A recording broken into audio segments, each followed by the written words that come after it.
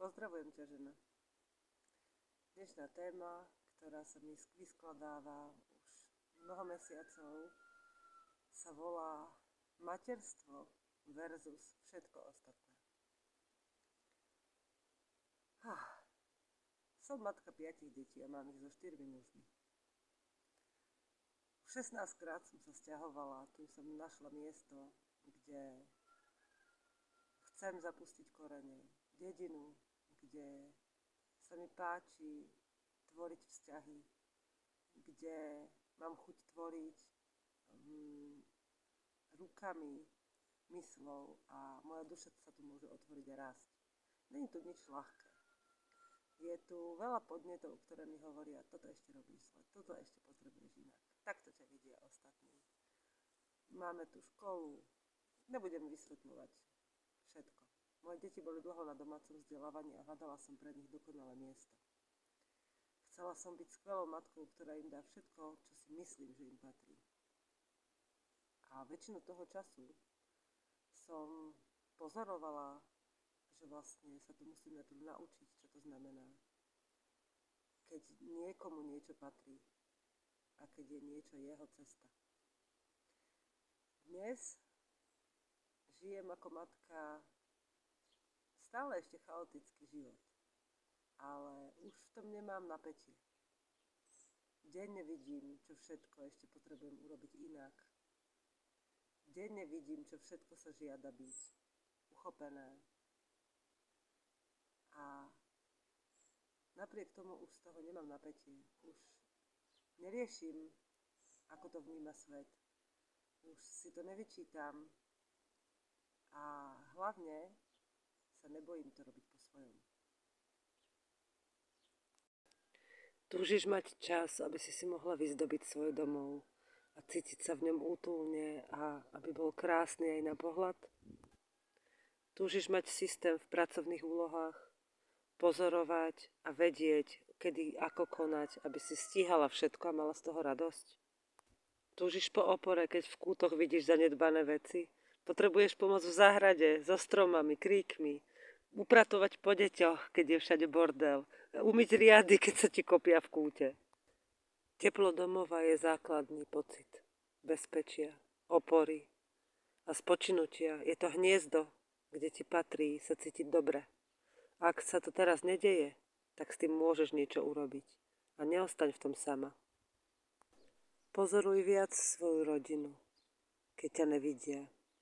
Vnímaj, kto si s nimi a kto sú oni, keď s tebou nie sú. A to, čo sa naučíš, ešte nepoužívaj. Len sa to snaž prijať a pochopiť. Keď si dáš na to dostatok času a opory, v jednej chvíli už budeš jasne vedieť, že kto si v tom celom ty a čo chceš pre nich, pre seba, čo oni potrebujú a začne vám v tom byť skutočne dobre. A ako budú tvoje deti rásť a budú chcieť byť s tebou a budú chcieť o sebe hovoriť a ty budeš mať chuť ich počúvať a budete spolu rásť a spolu spočívať, tak vtedy zistíš, že to je to, čo si urobila dobre. A dovtedy máš motiváciu. Keď to tak chceš, tak to hľadaj a nebuď v tom sama. Pozvi do toho ženy, u ktorých vnímaš, že to funguje. A keď také nepoznáš, rob všetko preto, aby si ich našla. Ale s ľahkosťou. Dovol životu, aby ti ich ukázal.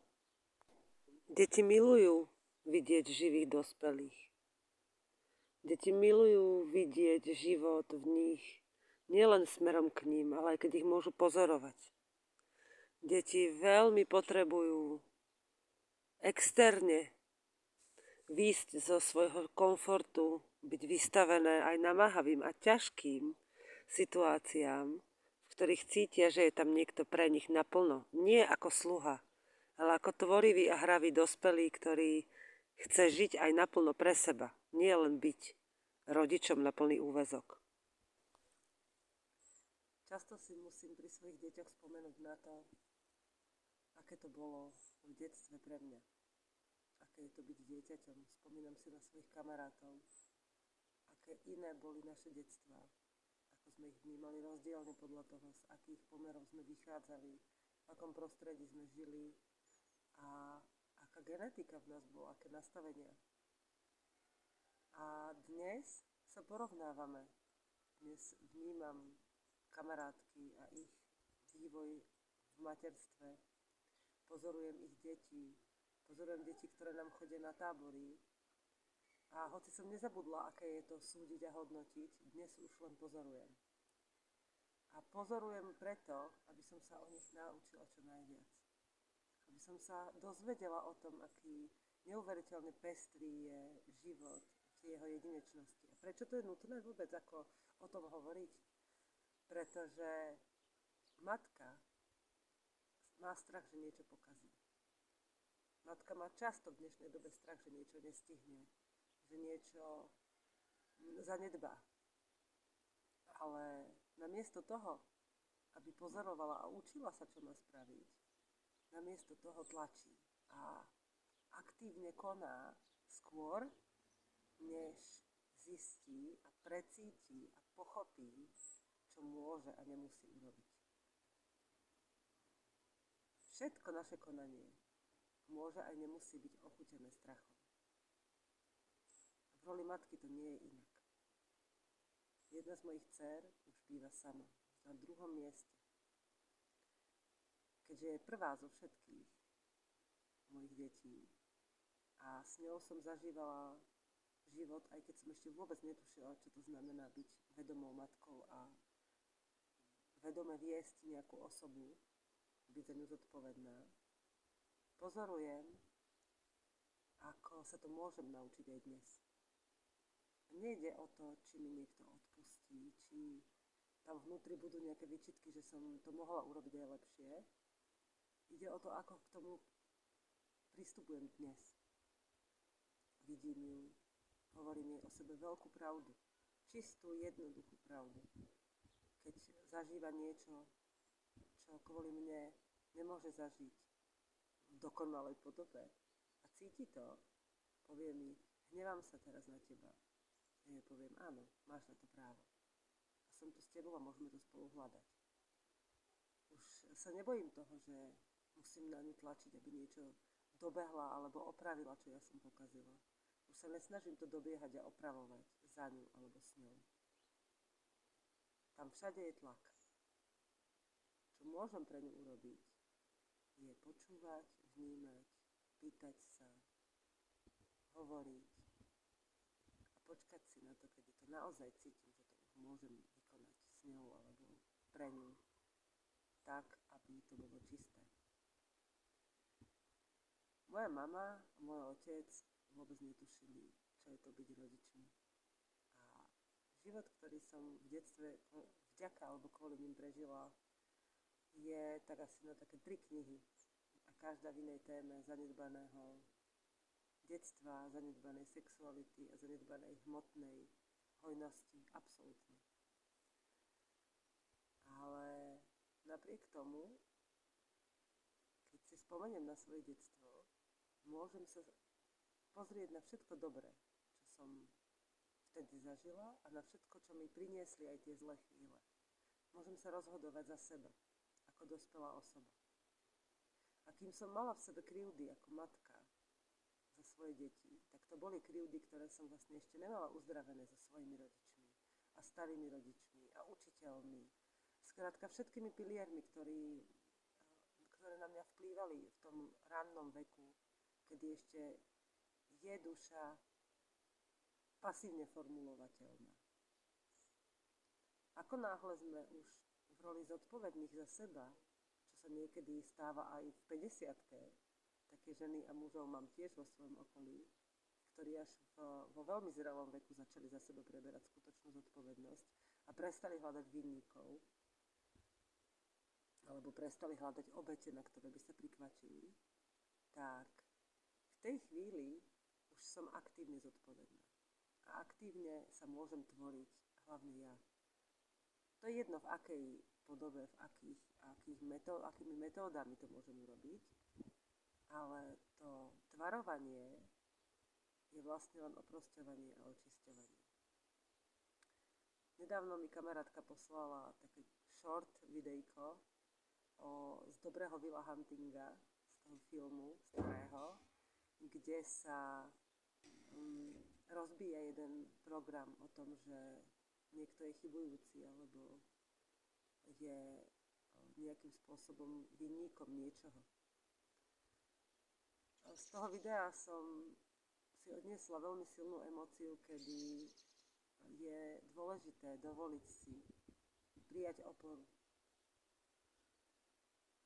Prečo to spomínam v téme materstva je to, že prijať oporu je pre naše vnútorné dieťa základom toho, aby sme mohli skutočnou oporou byť. A preto každý moment, kedy vedieme, vychovávame, učíme, spravujeme, diktujeme, je len momentom, kedy my sami toto potrebujeme žiť. Neschovávať sa pred tým, že to je naše detstvo, ktoré má byť uzdravené.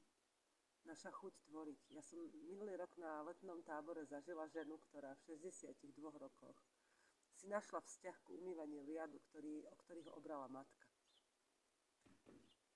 A zažívam dospelé ženy, ktoré hľadajú uvoľnenie v chaose, v upratovaní, v iných rolách, ktoré ako ženy máme v živote zastávať v tomto svete. A všetky pochádzajú z detstva a majú tam korienky, ktoré hľadáme v regresoch, v konšteláciách, v milión terapiách.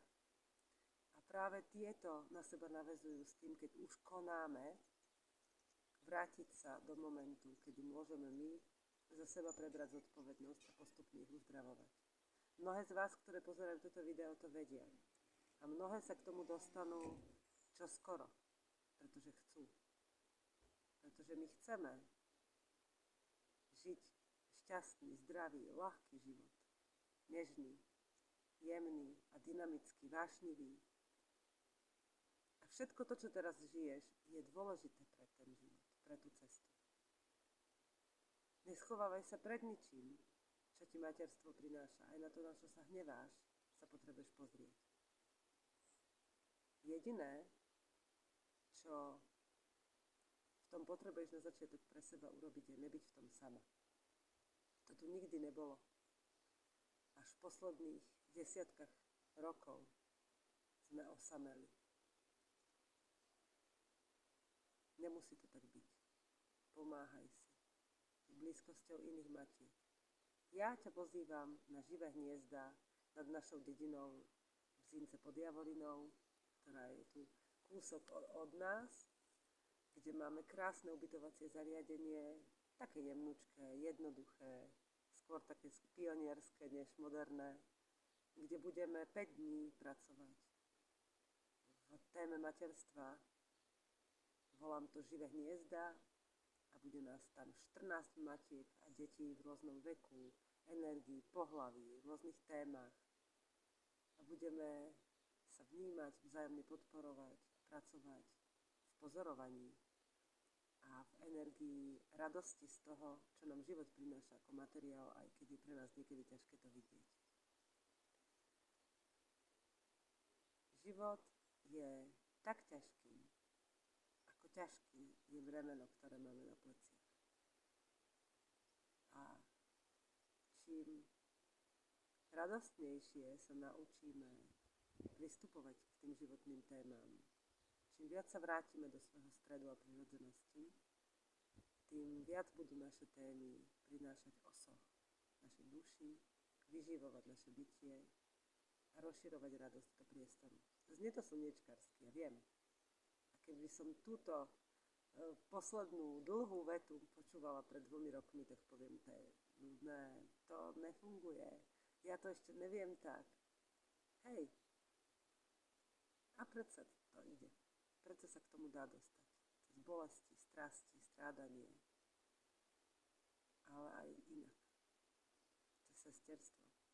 Cez vzájomnú oporu, ktorú nás nikto nenaučil tvoriť. A predsa to pre nás je. Pýtajme sa. Pýtajte sa. Hovorte o tom. Hovorme o tom. Mňa môžeš osloviť na rokženy@gmail.com, na Messengeri vo Facebooku Veronika Riava Scott, alebo prísť a hovoriť o tom osobne v našej dedine Moravská Bieskova, ktorá je už aj mojím domovom. Pozdravujem ťa. Pozdravujem tvoje materstvo, nech je akokoľvek vysielaná. Keď po tomto videu, alebo kedykoľvek predtým, alebo potom nájdeš ťah to robiť inak, tak sa ozvi a ja ti v tom držím palce.